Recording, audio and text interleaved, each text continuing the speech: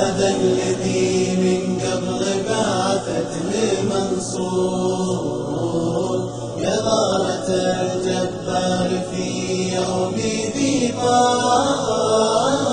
هذا الذي من قبل بعثته منصور يا غارة الجبار في يوم ذيقان. هذا الذي في مولده زلزل الجور واخمد مع النار المجوس فلوى. هذا الذي من دونه الحور والنحور ما تقربونه لتفنون مليار. هذا الذي من دونه الحور والنحور ما تقربون أهلنا تفنون مليار.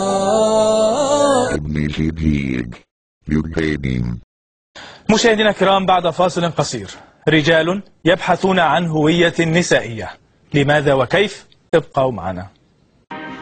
حسن أصبح يوهانس، وحسين يريد أن يكون هانيا.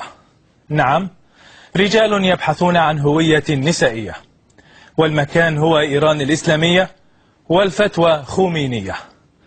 رغم أن عمليات تغيير الجنس يقرها رجال الدين في إيران، فإنها تثير جدلا داخل هذا المجتمع المحافظ. حسب الإحصاءات الطبية هناك يصل معدل إجراء تلك العمليات إلى أكثر من 7 أضعاف مثيلاتها في أوروبا.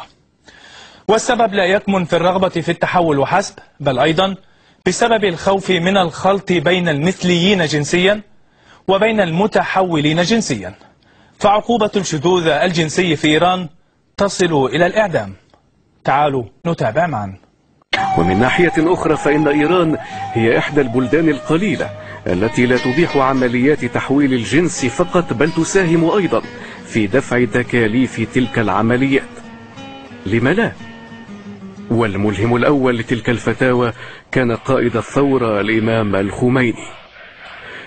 قبل 4 عقود وقبل أن يتولى الحكم في إيران، تبنى الخميني ذلك الموقف وأصبح كما يقول البعض أول عالم مسلم يتطرق إلى موضوع تبديل الجنس بهذه الطريقة.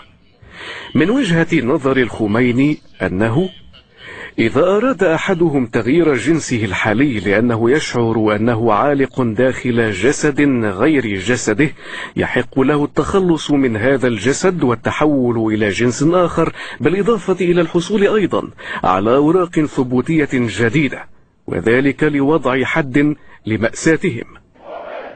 وحسب الخميني أيضا فإن مسألة تحويل الجنس لا تتعارض مع الشريعة الإسلامية، ولذلك لا يوجد سبب مقنع لعدم إجراء تلك العمليات. هذا رأي الإمام الخميني رحمة الله عليه.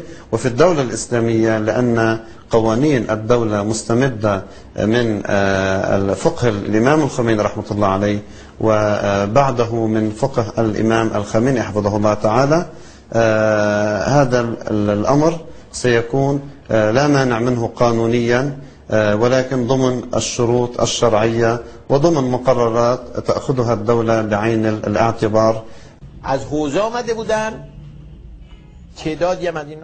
ما أثار تعجبي هو تنازل الدين لهذه المشاكل ومعالجتها بشكل عقلاني ومنطقي. لأعترف أنني كنت أجهل الدين الإسلامي، حيث يسمح الإسلام للإنسان أن يكون ما يشاء وما يمليه عليه عقله، ويعيش كما يحلو له من دون قيود. وخلال جلسات عديدة لنا كهيئات علمية مع رجال دين في الحوزة الدينية في قم، أدركت مدى اطلاع رجال الدين هنا على هذه المواضيع وكيفية معالجتها. ولا ننسى أن الفتوى صدرت قبل 47 عاما بهذا الشأن من قبل الإمام الخميني قبل الثورة في إيران. منذ 12 عاما وأنا أعالج مرضى TS أو ما يعرف بمرضى التحول الجنسي. تعريف هؤلاء المرضى أن عقلهم وفكرهم لا يتطابق مع تكوين جسدهم وجنسهم. للأسف أنه في إيران وحتى قبل 4 أو 5 سنوات لم يكن هناك اهتمام بأوضاع هؤلاء المرضى لعدم معرفة واطلاع المجتمع على هكذا نوع من الأمراض، وحتى على مستوى أطباء علم النفس والتعامل الاجتماعي. هذه المسألة كانت تصل إلى حد إنكار المجتمع لهؤلاء، وذلك لاهتمامه فقط بمسائل الشذوذ الجنسي وعدم معرفته بالفرق بين هؤلاء والمنحرفين جنسيا. وأنا أعتقد أنه ليس هناك خطيئة لدى النوعين، لأن في 90% من المنحرفين يكون السبب جينيا. نفرض بأن هناك إنسان عنده تمايلات للجنس الآخر، الجنس المخالف، ولكن من الناحية الفيزيولوجية لا يوجد عنده أي أرضية للتحول إلى الجنس الآخر.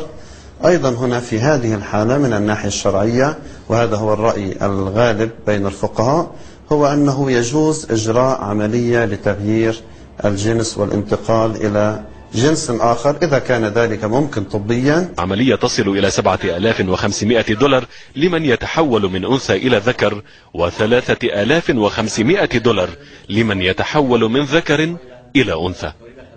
إذن التغيير من إنسان سالم لا يوجد عنده أي تمايلات إلى الطرف الآخر، هذه العملية في حد ذاتها جائزة، ولكن إذا توقفت على مقدمات محرمة، مثلا تتوقف على إجراء عملية تستلزم كشف العورة، أو مثلا تستلزم ما يطلق عليه النظر المحرم أو اللمس المحرم، من هذه الناحية حينئذ لا يجوز